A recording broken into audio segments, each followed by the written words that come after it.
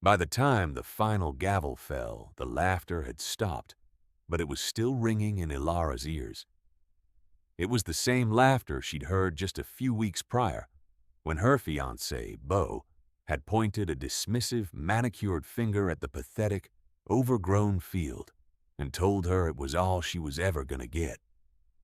The world had a funny way of turning things upside down. The people who laughed the loudest were often the ones left in the most profound silence. The humiliation had been served cold, on a platter of his family's finest china.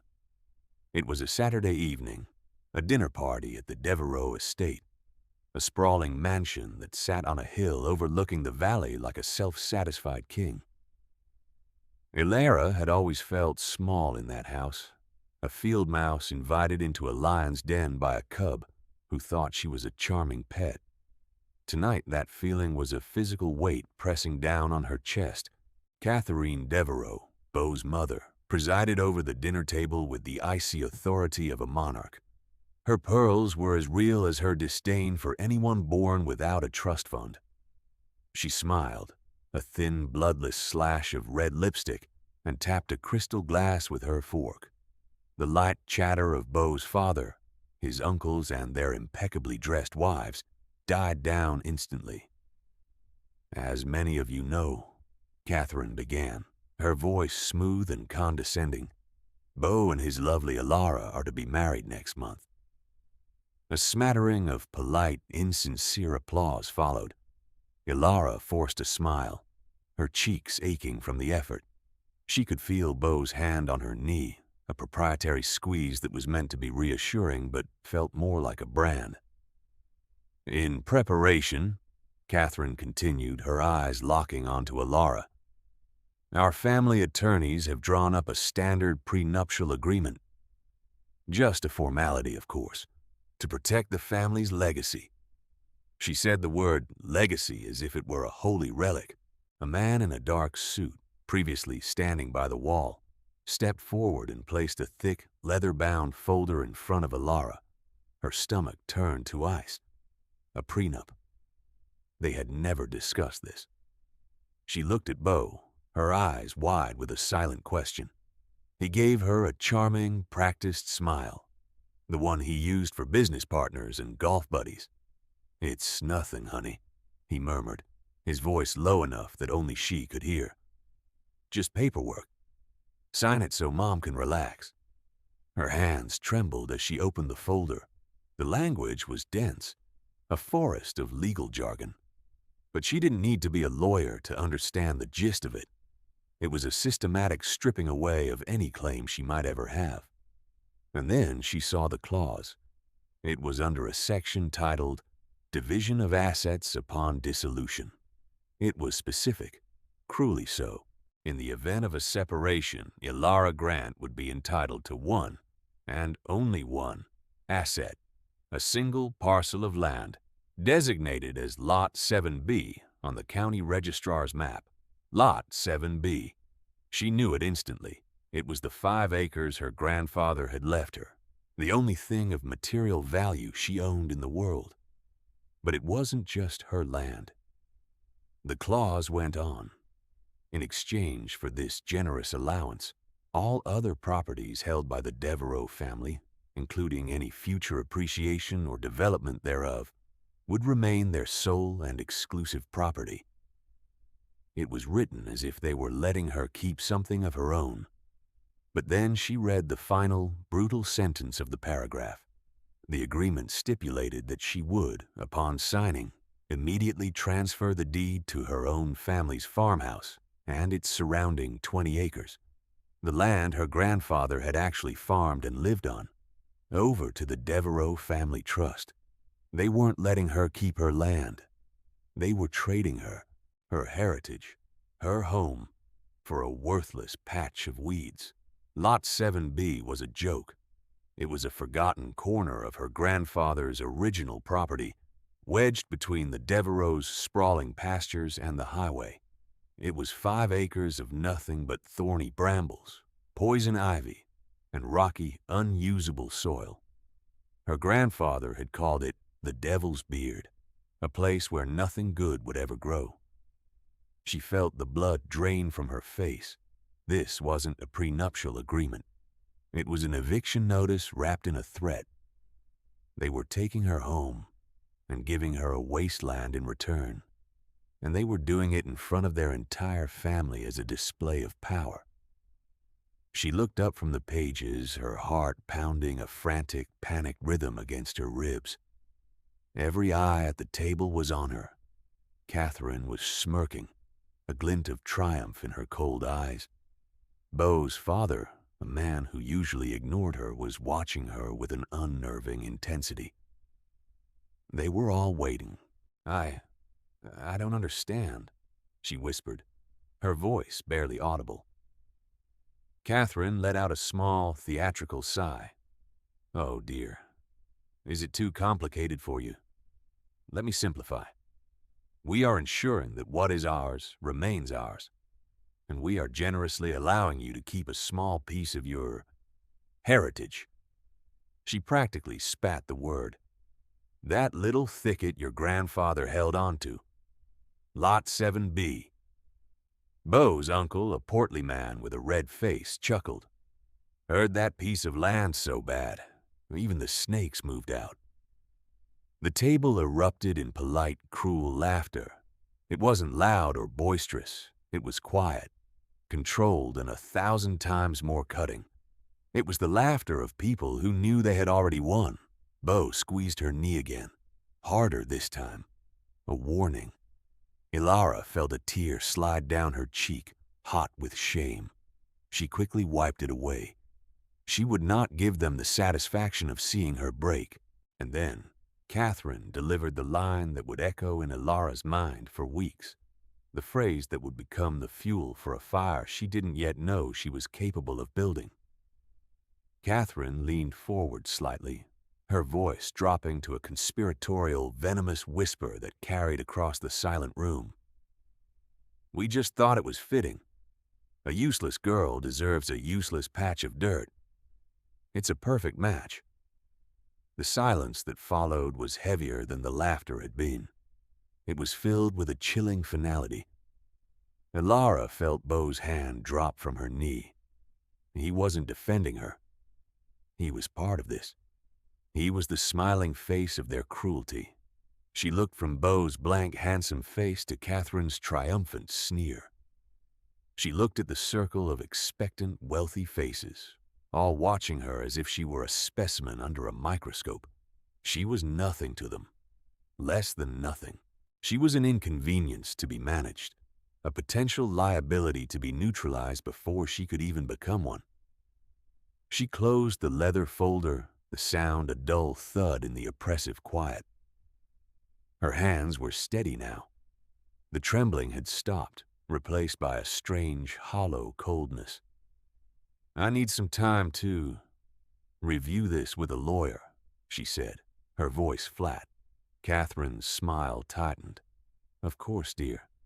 Take all the time you need. We have the wedding planner on hold, the caterer, the florist. They're all waiting for your signature." It was another turn of the screw, a reminder that she was holding up their grand plans, their perfect society wedding. Elara stood up, her chair scraping softly against the polished floor. "Excuse me," she murmured, and walked out of the dining room, past the suited lawyer who was still standing like a statue, and out the massive front doors of the Devereaux estate. The cool night air hit her face, but it couldn't touch the frozen knot in her soul. She didn't look back. She didn't need to. She could still feel their eyes on her, their judgment, their victory. She walked into the darkness, the sound of their laughter, their quiet, assured laughter, following her all the way down the long, winding drive. She got into her old, beat-up truck, the one Beau always joked he would send to the scrapyard after they were married, and drove away. She was crying now, not silent tears of shame, but racking sobs of grief and betrayal. The dream she had been living, the life she thought she was building with Beau, had been a lie. A beautiful, elaborate and utterly cruel lie, and they had all been in on it. The next few days were a blur of grief. Elara stayed in the small farmhouse her grandfather had built, the very house they were trying to steal from her. It was a simple, sturdy home, filled with the lingering scent of old books and dried herbs. It was a house that was honest. Unlike the man she had promised to marry, every corner held a memory of her grandfather, Arthur Grant. He had been a man of the earth, quiet and observant, with hands calloused from work and a mind as sharp as a freshly honed scythe. The Devereaux, with their new money and ostentatious displays of wealth, had always looked down on him. They saw an old dirt farmer, a relic of a bygone era. They never saw the wisdom in his eyes, the deep knowledge of the land that ran in his veins like an underground river. They had bought up all the surrounding farms over the years, consolidating their power, creating a buffer of land around their mansion. Only Arthur had refused to sell. He held on to his 30 acres, a small island of authenticity in a sea of corporate agriculture. Elara remembered being a little girl, trailing behind him as he walked his property lines. He didn't just walk, he read the land. He'd point out a patch of milkweed and tell her to watch for monarch butterflies in the fall. He'd show her how the deer trails always followed the gentlest slopes. He taught her the names of the trees, the calls of the birds, the subtle signs of changing seasons. "People only see what they want to see, Ellie," he told her once, his voice a low, rumbling whisper as they stood at the edge of the Bramble field. Lot 7B. "They look at this and see a mess. Thorns and rocks. Useless." He nudged a loose stone with the toe of his boot. "But everything has a purpose, and everything has a history. You just have to know where to look, and what to look for." His words had seemed like simple, grandfatherly wisdom at the time. Now they felt like a key. After 2 days of crying, the grief began to curdle into something else, something cold and hard and sharp. It was anger, a pure, clarifying anger. She thought of Catherine's sneering face. A useless girl deserves a useless patch of dirt. The phrase was a brand on her mind. They thought she was useless. They thought her heritage was useless. They had underestimated her, and they had underestimated her grandfather. On the 3rd day, she went to the old wooden chest at the foot of her bed. It was where she kept his most precious things. She lifted the heavy lid. Inside, beneath a folded quilt, was a small leather-bound journal and a long, rolled-up tube of yellowed paper tied with a faded red ribbon. She hadn't looked at them in years. She sat on the floor and carefully untied the ribbon. The paper was brittle, and she unrolled it slowly. It was a survey map, dated 1928. The ink was faded, the lines drawn with a draftsman's precise hand. It showed her grandfather's original property, a larger tract than the 30 acres he'd ended up with. But what made her breath catch was the detail on the section marked Lot 7B. There, drawn in faint but distinct lines, was a path cutting directly through the middle of the Bramble field. 2 parallel dotted lines with the words written in elegant script, Wagon Ford Crossing. And beneath that, in smaller letters, designated county easement, non-abandonable. She stared at the words, her heart beginning to pound again, but this time with a different emotion. It wasn't fear. It was a dawning, electrifying hope. An easement. A county easement. She remembered her grandfather's stories now, snippets she'd dismissed as ramblings. He talked about the old days before the main highway was built, when farmers from the back valley would use that path to get their wagons to the market in town. It was a shortcut, a public right-of-way. She then opened his journal. His handwriting was a familiar, spidery scrawl. She flipped through pages of planting schedules and weather observations until she found an entry from about 10 years ago, not long before he passed away. "Had a visit from that Devereaux fellow today," he had written. "The son, the slick one, Beau, full of smiles and cheap compliments. He asked about the old thicket again, the Bramble field. Acted all casual, but his eyes were hungry. He sees the girl, Elara. He's sniffing around her, and he's sniffing around my land. These people don't want a thing unless they can profit from it. He thinks I'm a stupid old man. He thinks that patch of weeds is just a patch of weeds. He doesn't know about the ford. He doesn't know the history. The Devereaux, they pave over history. They think if you can't see it, it doesn't exist. But the land remembers. The law remembers, if you know which book to open." A chill went down her spine. Beau. He had been asking about the land even then, before they had even started dating seriously. The entire relationship, the charm, the romance, had it all been a long, calculated con, a strategy to get her land? But why? Why was a useless patch of dirt so important to them? She remembered conversations she'd had with Beau, conversations that seemed innocent at the time. He was always talking about his family's next big project, a massive luxury housing development they were planning on the far side of their estate. "Gonna be huge, Ellie," he'd bragged. "Gonna put this valley on the map." But he'd also complained. "The only problem is access. The main road is a bottleneck. We need a new artery, a direct route from the highway. The county is dragging its feet on approving a new road." Elara stood up and walked to the window, looking out across her fields toward the distant, dark line of the bramble patch. She pulled the old survey map and laid it next to a modern county map she had. She traced the path of the highway. She traced the outline of the Devereaux estate. And she traced the proposed location of their new multi-million-dollar development. And then she saw it. The Wagon Ford crossing, the old county easement hidden in her bramble field, was a perfect straight line connecting the highway directly to the edge of the Devereaux' planned development. It was the shortcut, the artery, the key to unlocking the entire project's profitability. Without it, their access was convoluted and impractical. With it, their property value would skyrocket. They weren't just trying to steal her farmhouse.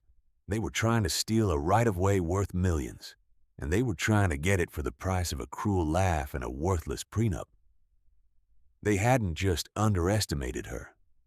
They had assumed she was a complete and utter fool, that she knew nothing of her own history, her own land, her own power. The coldness in her soul began to burn. The grief was gone, burned away by a white-hot, righteous fury. She looked at her grandfather's journal, at his steady, knowing words. "The land remembers. And so do I," she whispered to the empty room. The plan began to form in her mind, not all at once, but in pieces. It was a wild, audacious idea. A plan her grandfather, with his quiet wisdom and love for the land, would have appreciated. They wanted her useless patch of dirt. Fine. She would make it useful. Not for them, but for herself. She had the map. She had the knowledge. But she needed proof. Hard, undeniable physical proof. The old Wagon Ford was buried under decades of thorny, impenetrable growth. She couldn't afford to hire a crew with bulldozers. She had to be smarter. She had to use the resources she had. And she had to do it in a way that made the Devereaux think she was more pathetic and defeated than ever. The first step was to confirm the legality of the easement. The next morning, she drove into town, not in her truck, but in her grandmother's old sedan, a less conspicuous vehicle. She parked a block away from the office of Maya Singh, a friend from high school who had become a famously sharp and tenacious lawyer. Maya's office was small and unassuming. a stark contrast to the marble-floored temples of the Devereaux legal team. Maya greeted her with a warm hug, but her expression quickly turned serious when she saw Elara's pale, determined face. "Ellie, what's wrong? You look like you've seen a ghost." "Worse," Elara said, her voice tight. "I've seen the truth." She laid the prenup, the old survey map, and her grandfather's journal on Maya's desk. She told her everything. The dinner party, Catherine's cruel words, Beau's betrayal, the discovery of the easement, and her theory about the development project. Maya listened intently, her sharp eyes scanning the documents. She read the prenup with a thunderous expression. She examined the old map, holding it up to the light. She read Arthur's journal entry, a small grim smile playing on her lips. When Elara finished, Maya was silent for a full minute, her fingers steepled under her chin. "They are arrogant, greedy, and utterly stupid," Maya said finally, her voice laced with a dangerous calm. "They've handed you the rope to hang them with. But is it real?" Elara asked, her voice trembling slightly. "The easement? After all this time?" "That's the beauty of a non-abandonable county easement," Maya said, her smile widening. "It's like a ghost in the legal code. It never dies. As long as it was properly recorded, it's as solid as the ground it's on. They can't build on it, they can't block it, and they can't extinguish it without an act of the county board, which, given its potential utility, will never happen. They know this. That's why they can't just take it. They have to acquire the land itself. They have to own Lot 7B. So their plan was to marry me, get me to sign this monstrosity, which would have given them my farmhouse, and then divorce me, leaving me with a useless field that they secretly controlled because I'd be too poor and broken to ever develop it or discover its true value. They'd have their access road for free. Worse, Maya corrected.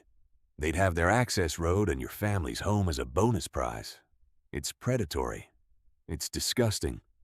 And it's beautifully, wonderfully flawed. What do I do?" "First," Maya said, her eyes gleaming with strategic fire, "we confirm their desperation. I have a friend, a discreet private investigator. Let's see just how deep in debt the Devereaux empire really is. My guess is this development isn't a passion project. It's a life raft. And they're trying to build it with your wood. And then, Maya said, tapping the old map, you need to uncover that wagon fort. You need to make the ghost visible. But you have to do it without them realizing what you're doing. You have to play the part they've cast for you. The poor, heartbroken, useless girl. You have to let them get comfortable. You have to let them walk right into the trap." The private investigator's report came back a week later, and it was more damning than either of them had imagined. The Devereaux were leveraged to the hilt. 2 bad investments in commodities, a series of extravagant personal expenditures, and a downturn in the luxury market had left them teetering on the edge of bankruptcy. The housing development wasn't their life raft. It was their only hope.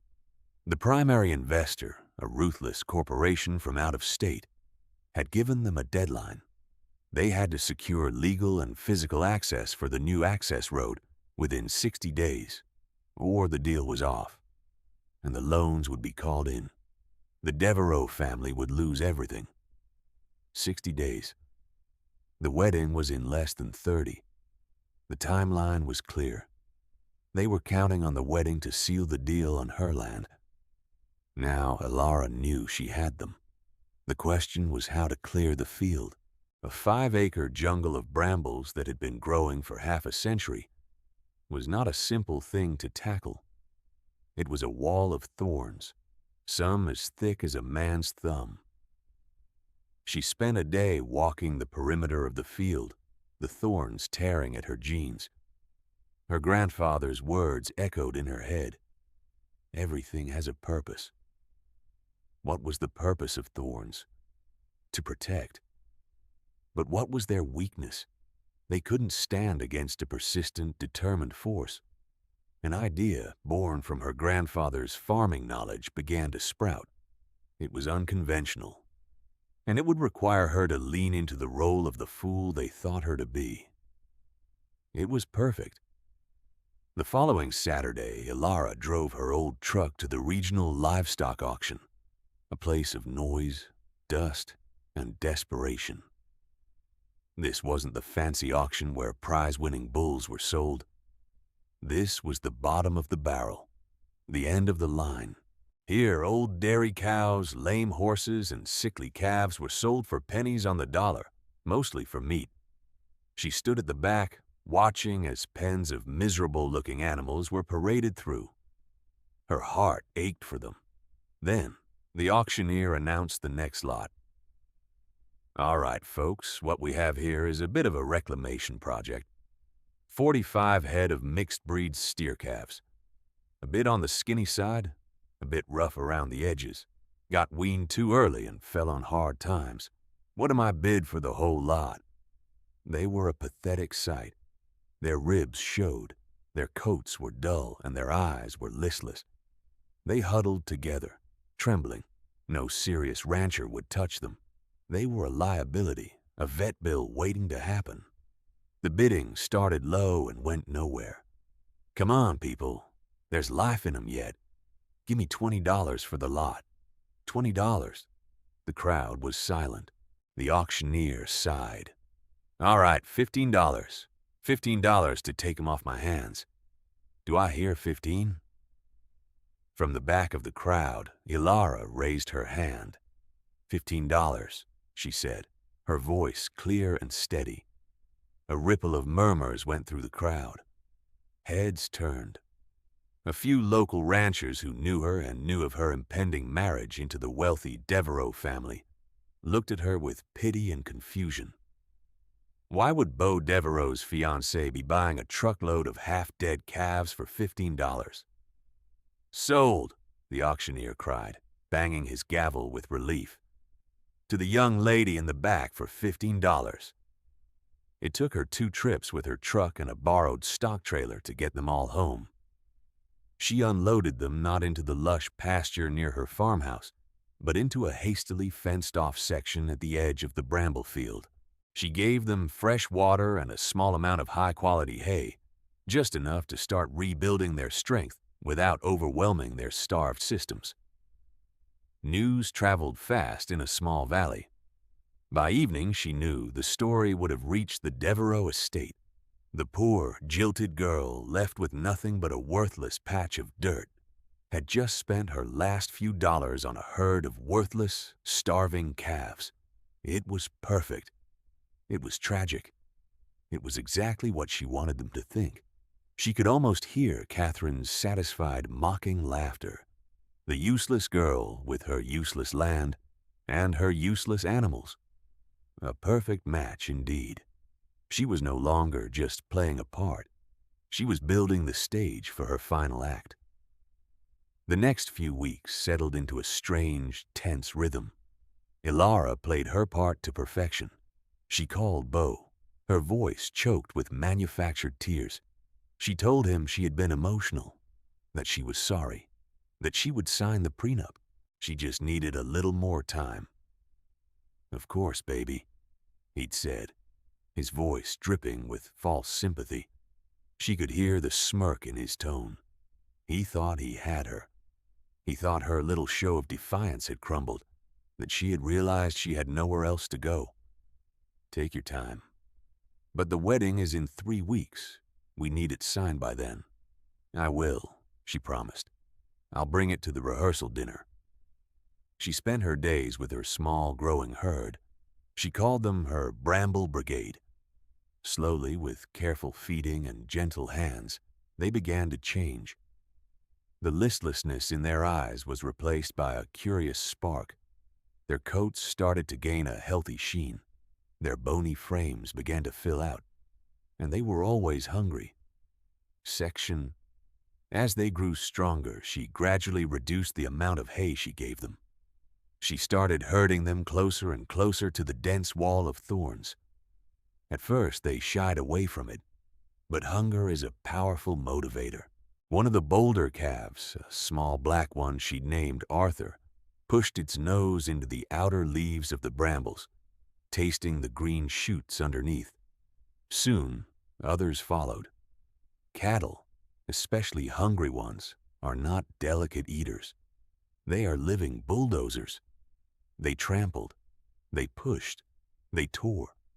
They used their growing weight and rough hides to press into the thicket, seeking out the tender vegetation a few feet inside the thorny perimeter. They weren't just eating, they were clearing. Every day their front line advanced another foot into the jungle of thorns. They were creating a path, slowly but surely, right through the heart of Lot 7B. Elara watched them, a fierce pride swelling in her chest. These 45 rejected, worthless animals were her army. They were turning a symbol of her humiliation into the instrument of her revenge, and no one saw it coming. The Devereaux were too busy with their wedding preparations, too confident in their victory, to pay her any real attention. The reports they got from gossiping neighbors only confirmed their narrative. Elara Grant was playing farmer with a bunch of sick cows on her patch of weeds. It was sad, but convenient. It kept her occupied while they finalized the details of their multi-million-dollar triumph. One week before the wedding, Beau drove up to her farmhouse. He didn't get out of his shiny new luxury SUV. He just rolled down the window, a smug, condescending smile on his face. In the back of his truck bed was a rusty, dented wheelbarrow with a wobbly wheel. "Thought you could use this?" he called out, his voice laced with mocking pity. He had brought some of his groomsmen with him, and they snickered from the passenger seats. "A little housewarming gift to help you manage your new estate." He had one of his friends unload it, dumping it unceremoniously by her fence. It landed with a clang of rusted metal. The final insult, the victory lap. He saw her as a peasant, a groundskeeper for the worthless plot they had gifted her. Elara looked at the wheelbarrow. She looked at Beau's handsome, cruel face. She felt nothing. No pain, no anger, not anymore. Just a vast, cold calm. The calm of a general watching the enemy advance exactly as predicted. "Thank you, Beau," she said, her voice even. "That's very thoughtful." Her quiet compliance seemed to satisfy him.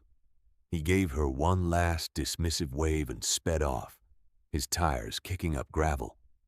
She watched him go, the dust settling in the late afternoon sun. She walked over to the rusty wheelbarrow. It was a piece of junk. But it was also a symbol of his arrogance, his blindness.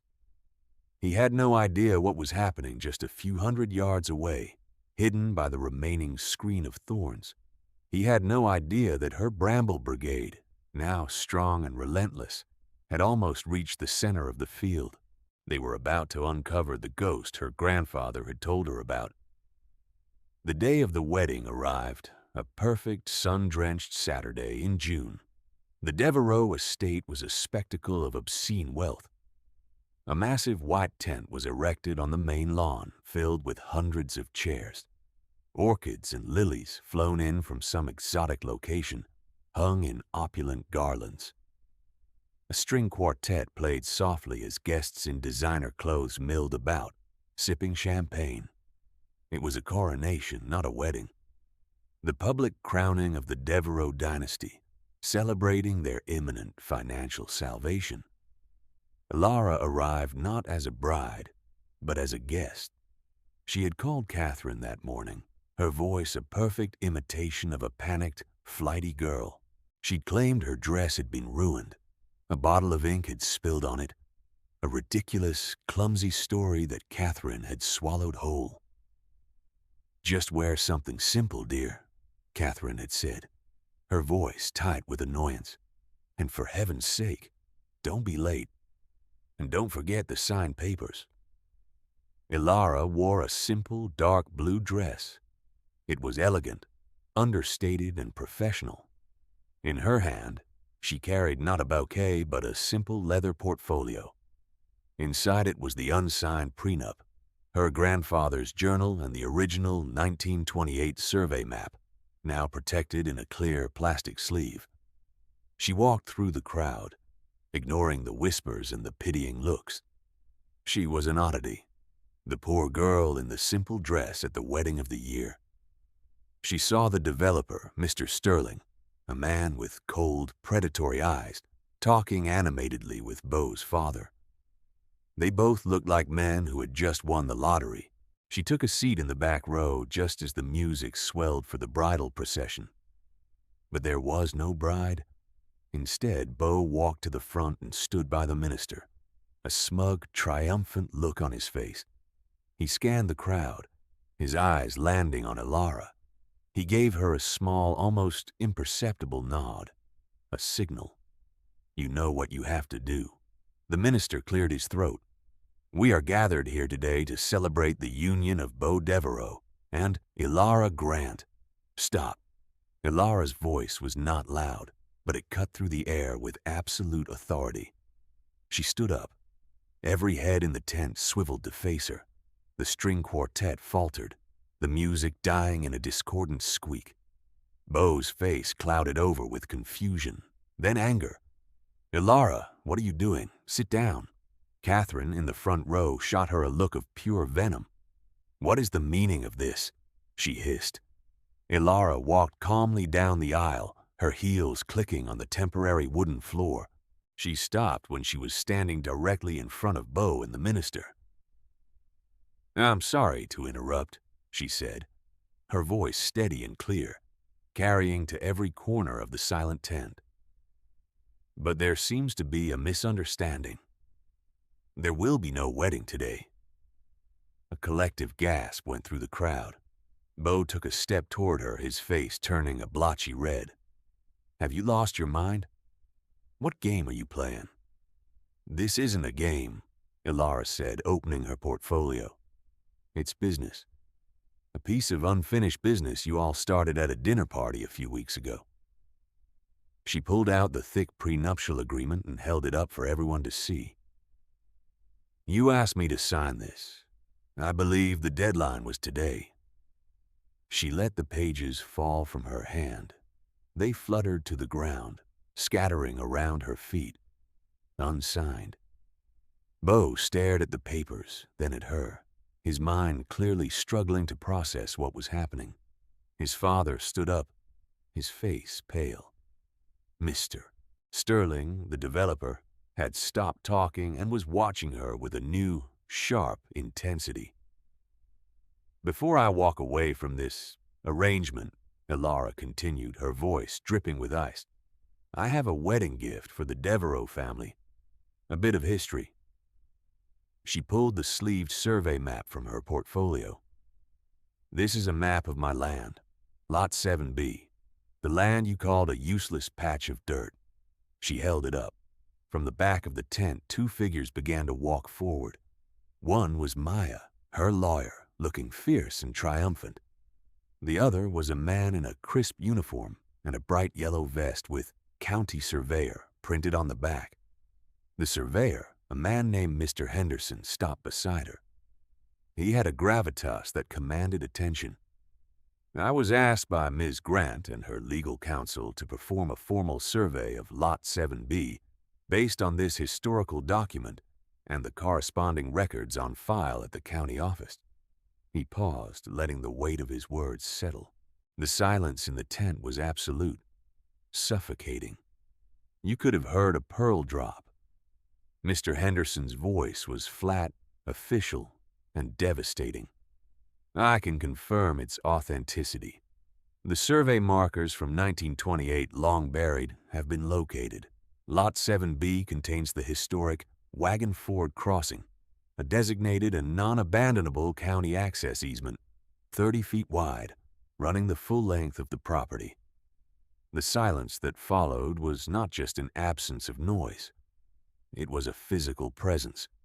It pressed in on them, heavier than any sound. Elara watched as the color drained from Beau's father's face. She saw Mr. Sterling, the developer, take a half-step back, a look of dawning horror on his features. He understood immediately. Beau, however, was still catching up. What? What does that even mean? It's a field of weeds, he shouted, his voice cracking. Elara turned her gaze to him, cold and unflinching. It means, Beau, that the shortcut you needed for your big development deal, the one you were trying to steal from me, is real. And it's on my land. Land I still own. She let that sink in. She watched the calculation and fury warring in his eyes. She then turned her gaze to Catherine, whose face was a mask of disbelief and rage.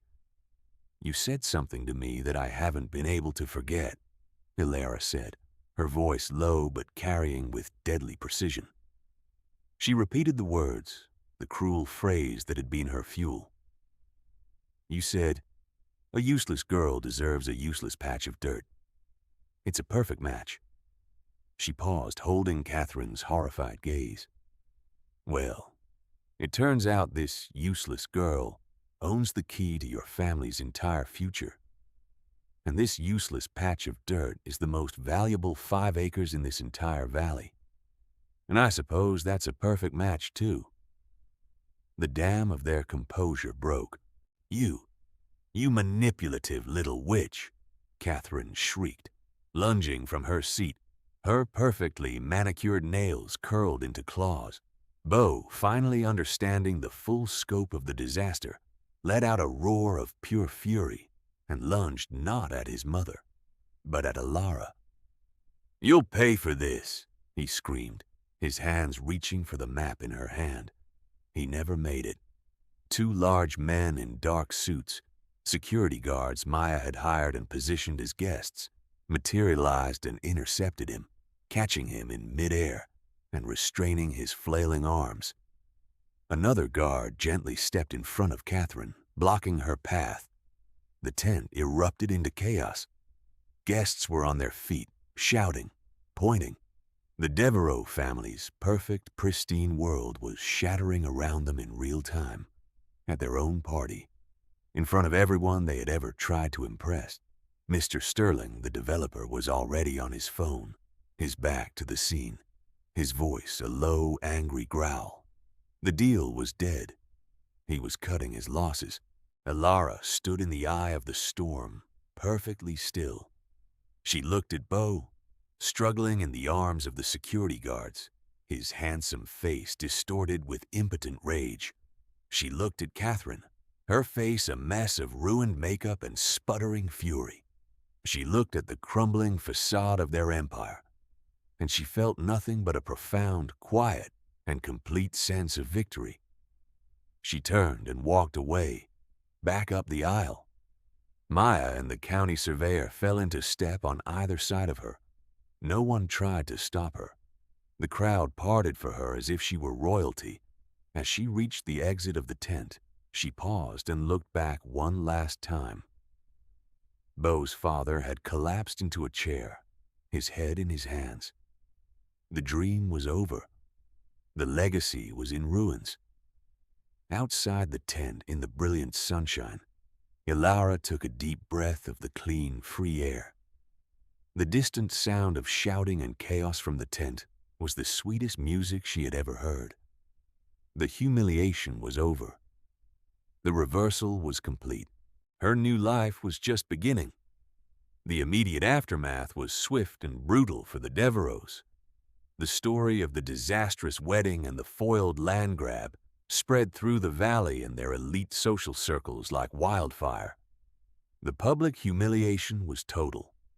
Mr. Sterling's corporation not only pulled out of the development deal, but also filed a lawsuit against the Devereaux for fraudulent misrepresentation, claiming they had guaranteed access they never legally possessed. With their last hope of salvation gone, the family's creditors, who had been holding back in anticipation of the development deal, descended like vultures. The for sale signs began to appear on their vast tracts of land, one by one. The empire was being dismantled, auctioned off to pay for their mountain of debt.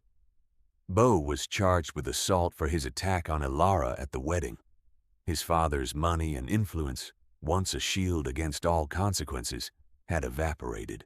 He was forced to plead guilty to a lesser charge, but the conviction left a permanent mark on his record and his reputation. The golden boy was tarnished irrevocably. Elara, meanwhile, was treated with a newfound respect that bordered on awe. A delegation from Mr. Sterling's corporation, their faces grim and professional, approached her and Maya the very next day. They offered to buy Lot 7B outright for a sum that made Elara's head spin. She listened to their offer, then looked at Maya, who gave a slight shake of her head.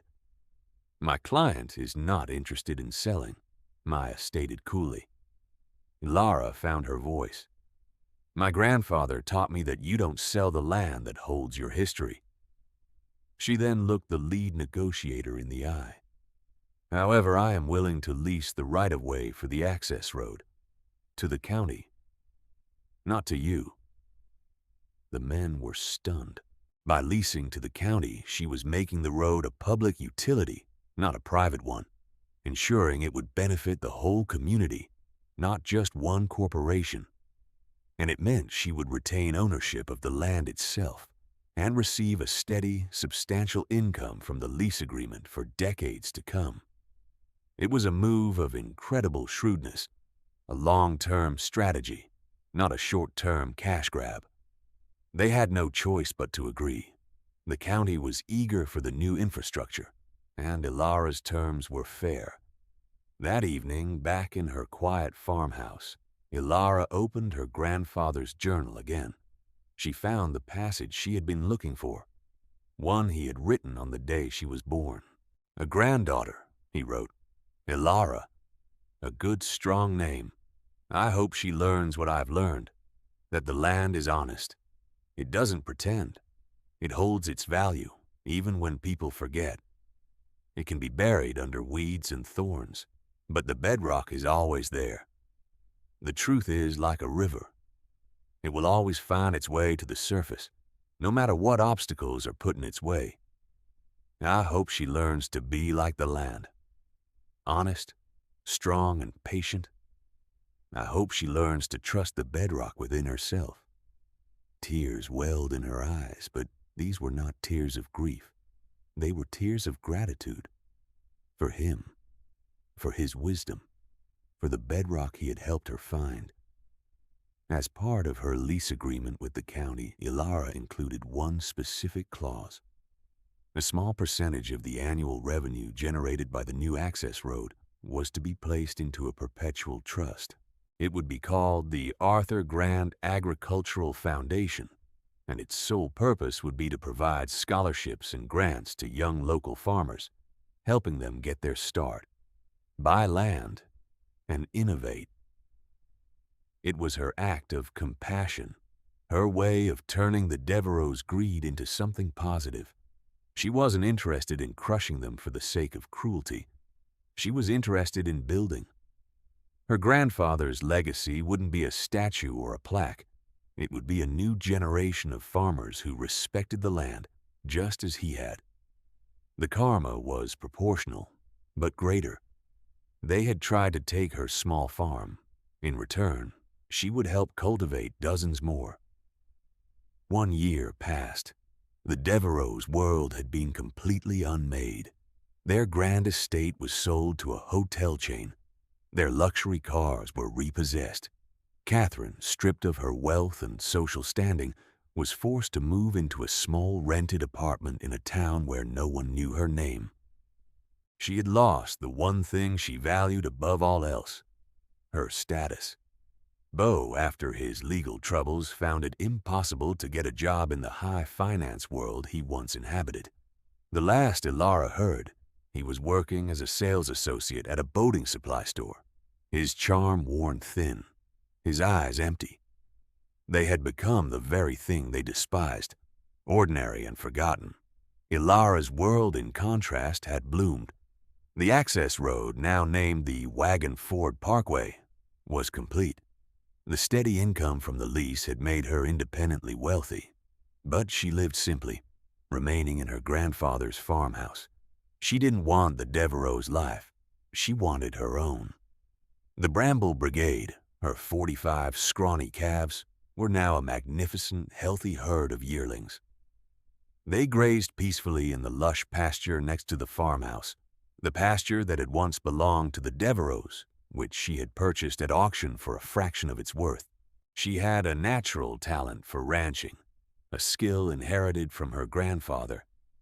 Her small $15 investment was now the foundation of a thriving, high-quality cattle operation. The Arthur Grant Agricultural Foundation was a resounding success. In its first year, it had already helped 3 young families buy their first parcels of land. Elara took a personal role, serving as the head of its board, meeting with the applicants and sharing the lessons her grandfather had taught her. She was no longer the useless girl.